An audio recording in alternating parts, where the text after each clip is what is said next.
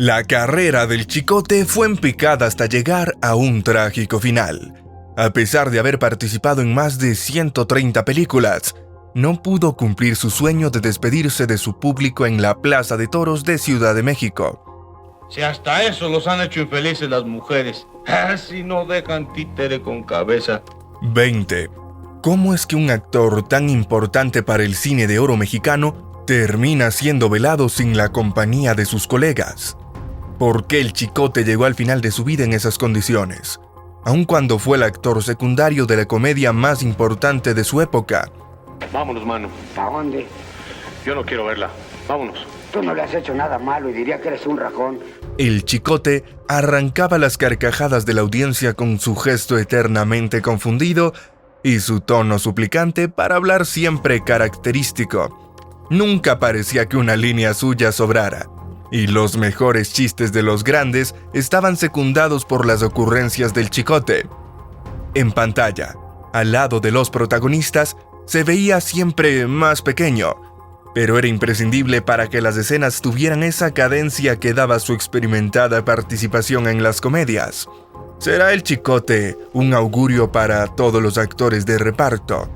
¿Estarán condenados a morir olvidados porque no protagonizaban las cintas?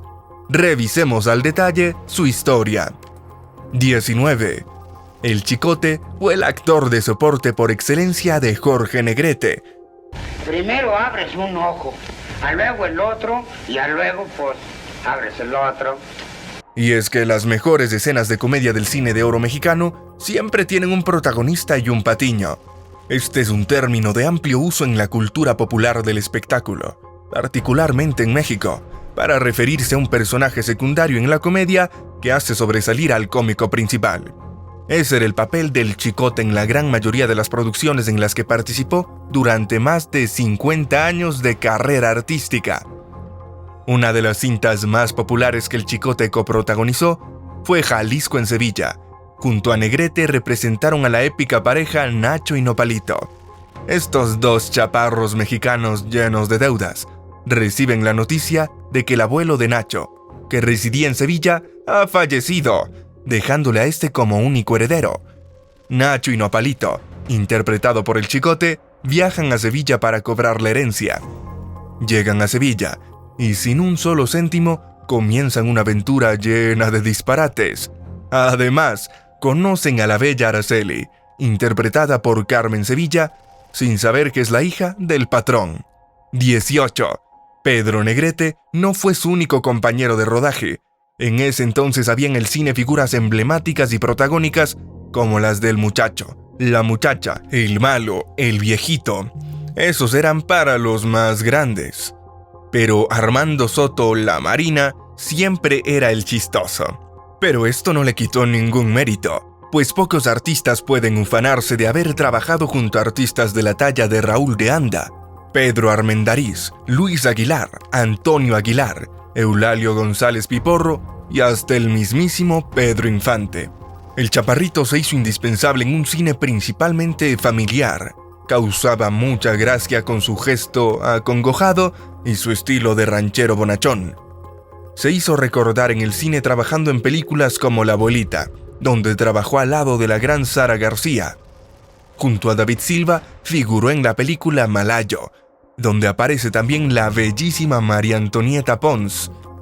Allí demostró su humorismo ingenuo y cándido, lleno de inocentes picardías, lo que le hizo ganarse la simpatía del público. Aunque no fuera un cómico demasiado experimentado para el momento, fueron también inolvidables las cintas Tacos Joven, con Fernando Sotomantequilla y Delia Magaña, con quienes vuelve a compartir pantalla en La tienda de la esquina, agregándose al reparto Armando Calvo y Rita Macedo.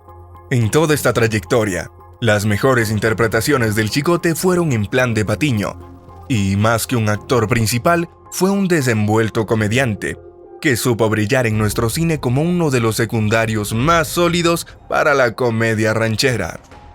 17. Pero hay un dato biográfico que empañó el valor artístico de Chicote, y es su reputación de conflictivo, debido al fuerte carácter que tenía, que en ocasiones llegaba hasta la agresividad en el set. No se esperaba de un hombre de su talento, experiencia y estatura los arrebatos que experimentaba, incluso en medio de las grabaciones.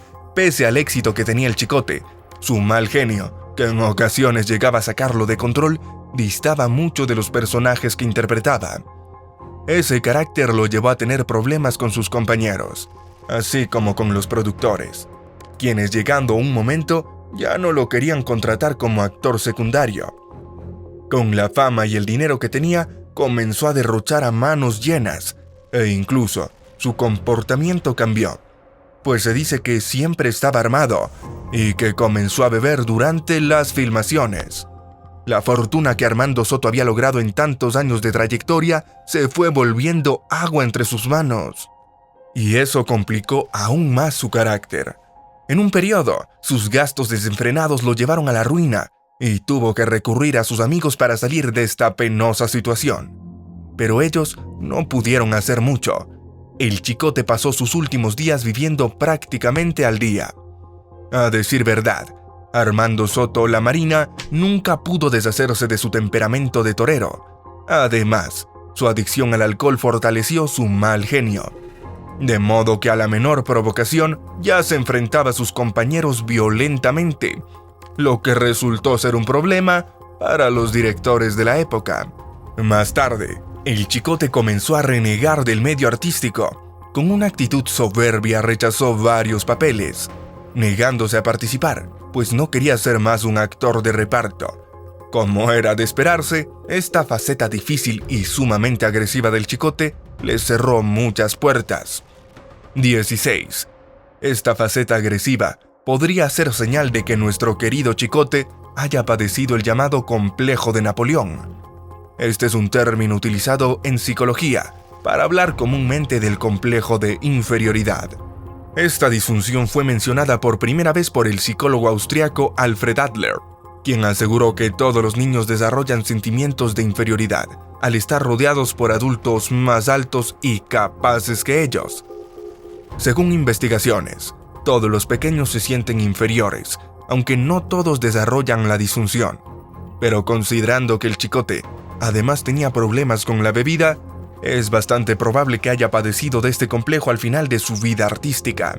Sin embargo, hay muchos malentendidos sobre el complejo de Napoleón, incluyendo la persistente duda de si el gobernante francés era de baja estatura. Mucha gente relaciona este trastorno con personas bajas, como lo era nuestro querido Chicote, que son más agresivas y tienen peor genio.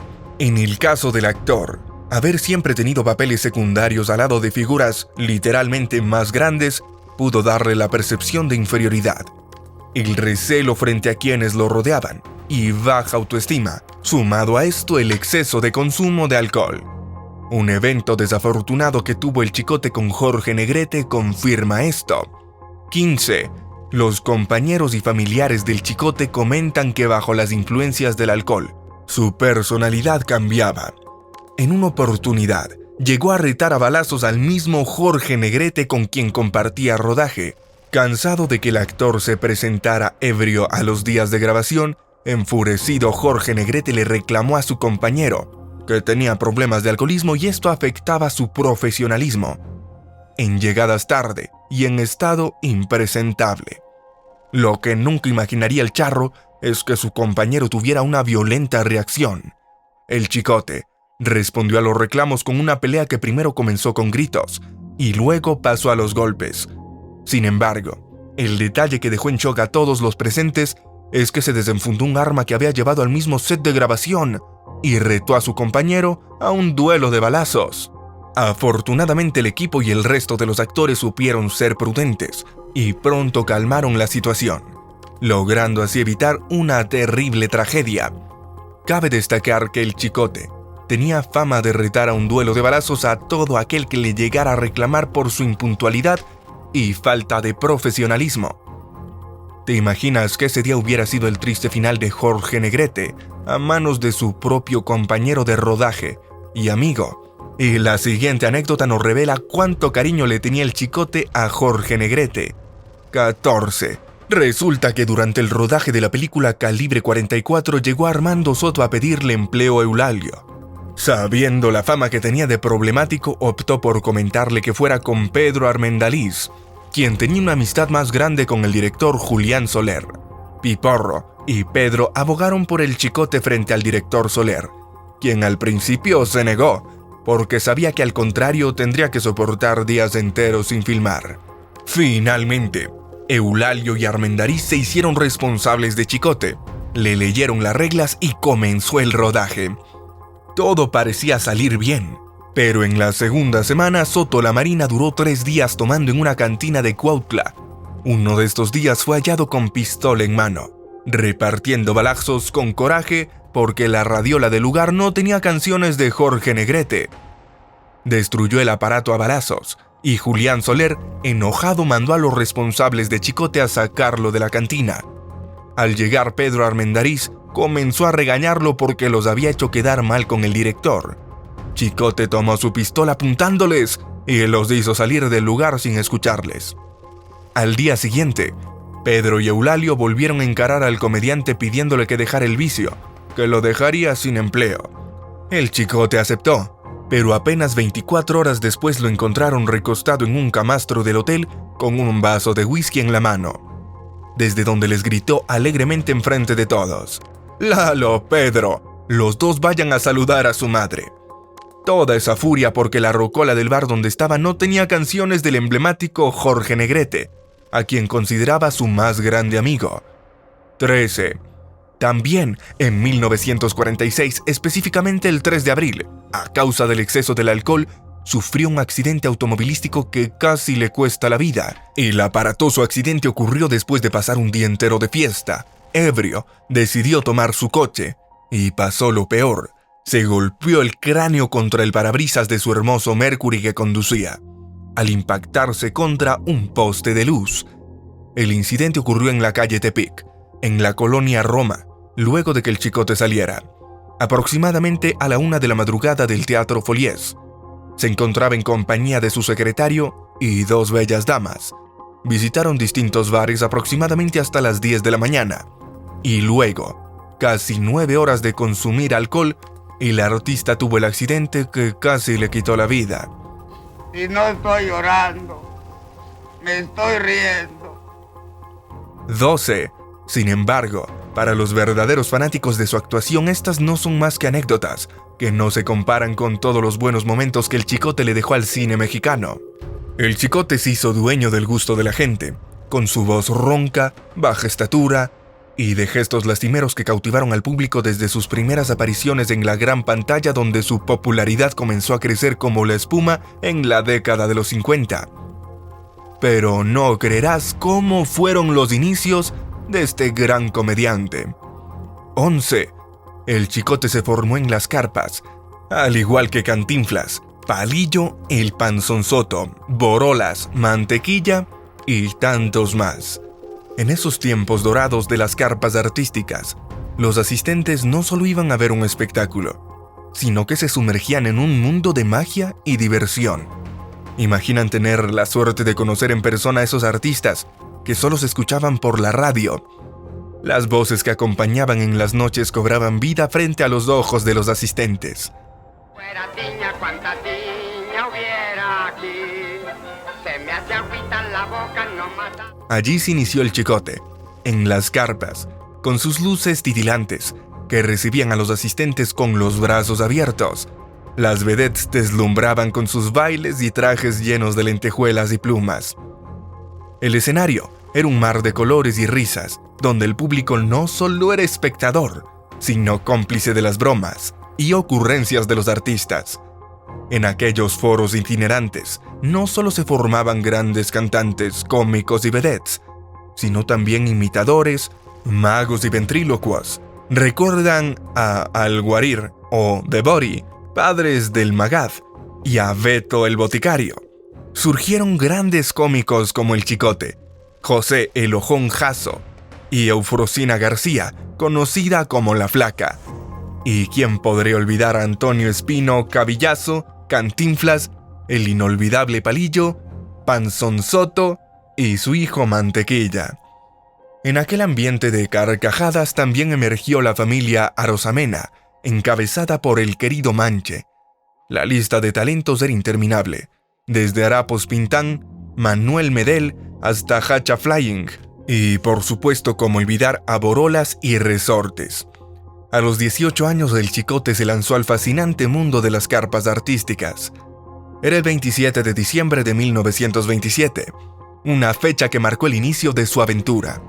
Comenzó trabajando en la carpa llamada Mariposa, pero el destino le tenía preparadas otras sorpresas. Un día, el destino cruzó caminos con el de un general, el cual les contaremos más adelante. Este general, con un corazón generoso, quedó encantado con el talento del Chicote y le ofreció una enorme carpa, un regalo que sería el trampolín para su propio negocio. Así nació el Salón Rojo, la carpa que sería testigo del brillo inconfundible del Chicote como estrella principal. Fue en ese escenario donde Gloria Marín, una joven promesa, comenzó a brillar con luz propia. Y no podemos olvidar a Claudio Estrada, un guionista bohemio que encontró su hogar artístico en las tablas del Chicote. 10.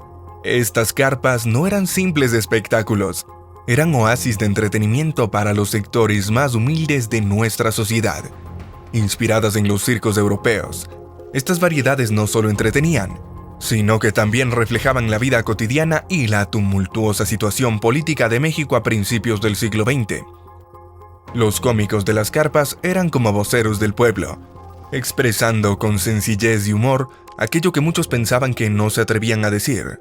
Su sátira era un espejo de la realidad, una forma de liberar tensiones y reírse de las adversidades. Ni siquiera el reciente auge del cine lograba opacar el brillo de estas carpas instaladas en plazuelas y rincones de la ciudad. Cerca de Santa María la Redonda, en las bulliciosas colonias Morelos y Guerrero, surgían talentos en los escenarios ambulantes, llevando risas y alegría a cada rincón. Así era el vibrante y entrañable mundo de las carpas artísticas. 9. En aquellos días, el talento del Chicote trascendió los límites del escenario y conquistó hasta el corazón de figuras políticas importantes. En una oportunidad, el Chicote decidió improvisar un papel de Patiño para hacer reír al público. Y como siempre lo logró. Su gracia y habilidad para la comedia pronto llamaron la atención del general Lázaro Cárdenas.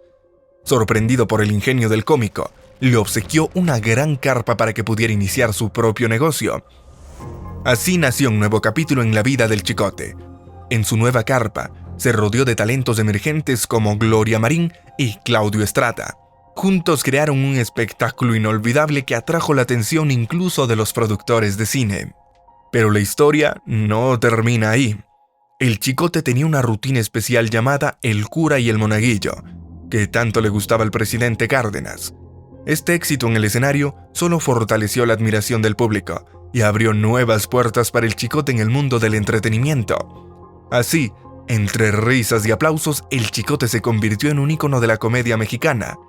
Y aunque los años pasen, su legado perdura, recordándonos que el verdadero talento puede conquistar cualquier corazón, incluso el de un presidente. 8, señor presidente.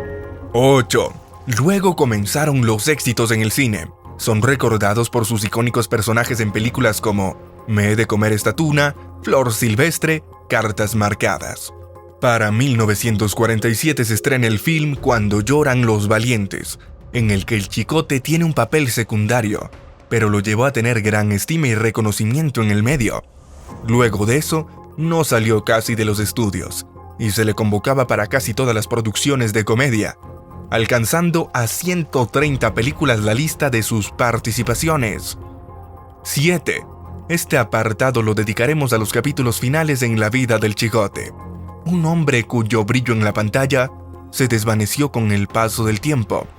A finales de los años 70, mientras el mundo seguía adelante, él se encontraba afuera de las instalaciones de la Asociación Nacional de Actores, en una huelga de hambre.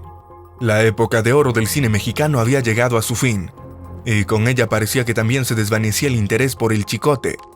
Desesperado por recuperar la atención de los productores y del gremio actoral, el Chicote tomó medidas extremas para ser escuchado. Sus años de dedicación al arte se veían eclipsados por la sombra del olvido. Una crisis artística lo consumía, y lamentaba que los nuevos tiempos ya no valoraran su trabajo como lo hacían en los días dorados del cine mexicano. Se sentía abandonado, como si su voz ya no importara en la industria del entretenimiento. El Chicote anhelaba los días donde su talento brillaba, pero el cambio de época había traído consigo nuevas tendencias y exigencias, dejando atrás a aquellos que no lograban adaptarse. Así, entre protestas y lamentos, el Chicote enfrentaba una realidad amarga. Aunque su legado como ícono de la comedia mexicana permaneciera, el mundo seguía girando, dejando atrás a aquellos que no podían seguir su ritmo. 6. Pero las desgracias suelen venir todas juntas. El 4 de julio de 1973, tuvo que enfrentar la dolorosa pérdida de su adorada hija, Isabel Soto La Marina, conocida en el mundo artístico como la Chicotita. Isabel, una joven talentosa, había heredado el arte de su padre y brillaba en la escena mexicana, conocida por su dulce voz y su encanto natural. Grabó varios discos de música vernácula. Sin embargo, la vida tenía otros planes para ella. A la temprana edad de 28 años, Isabel fue arrebatada por la cisticerosis, una enfermedad devastadora que dejó un vacío imposible de llenar en el corazón de su padre. Isabel Soto, o la Chicotita, como la conocían en el mundo del espectáculo, había alcanzado la fama gracias a su talento y dedicación. Participó en películas emblemáticas de la nueva era del cine mexicano, como El Sargento Pérez, 1973, y Con Amor de Muerte, estrenada después de su muerte. Pero su legado trasciende más allá de la pantalla, en la serie El Último Rey, protagonizada por Vicente Fernández. Se revive uno de los presuntos romances que Isabel tuvo con el legendario cantante.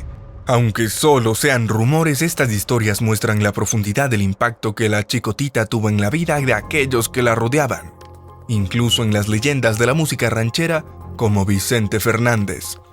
5. María Elena Velasco, conocida como la India María, le dio trabajo al Chicote en las que serían unas de sus últimas participaciones exitosas. Una de ellas fue OK Mr. Pancho, en 1981. En este film, la India María vive con su abuelo en un rancho enclavado en la sierra. Ahí cae una avioneta y ella recoge al piloto herido, que transportaba un contrabando de diamantes.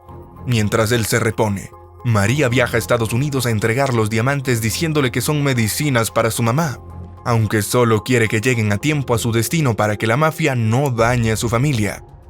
Por no tener pasaporte ni visa, María tiene que pasar a Estados Unidos como indocumentada, y antes de llegar a su destino, el Apache Coyote emplumado la quiere hacer su quinta esposa.